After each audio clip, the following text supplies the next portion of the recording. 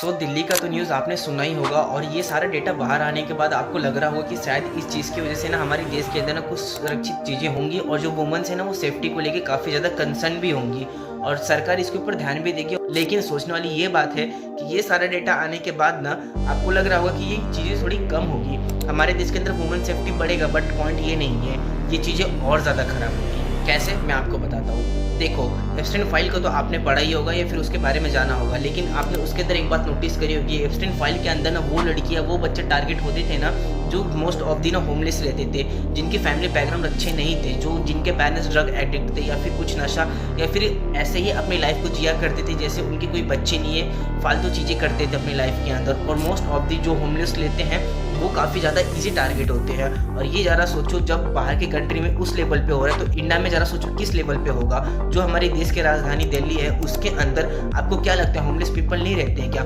दिल्ली के अंदर इतने सारे होमलेस बड़े बड़े सेंटर्स है जिसके अंदर कई सारे लोगों को रखा जाता है। और सोचने वाली ये बात है ना कि उनकी पॉपुलेशन कंट्रोल के ऊपर ना हमारी गवर्नमेंट तो ध्यान ही नहीं दे रही है, क्योंकि जिस तरीके से इंडिया का पॉपुलेशन वर्ल्ड में नंबर 1 है, इससे आप ये अंदाज़ा लगा सकते हो कि हमारे यहाँ तो एक एप्स्टाइन फाइल नहीं, कई सारे ऐसे एप्स्टाइन फाइल होंगे और कई सारे ऐसे लोग होंगे जो ये काली हरकतें कर रहे हैं। और क्योंकि हमारे इंडिया के अंदर ना जो सबसे ज़्यादा लोग हैं ना वो पॉवर्टी रेंज के नीचे आते हैं और मिडिल क्लास हमारे इंडिया के अंदर टॉप प्रायोरिटी पे आता है, क्योंकि हमारे यहाँ पे ना हाई क्लास बहुत कम है लेकिन मिडिल क्लास और लोअर क्लास की क्वांटिटी बहुत ज़्यादा है as compare to the higher class.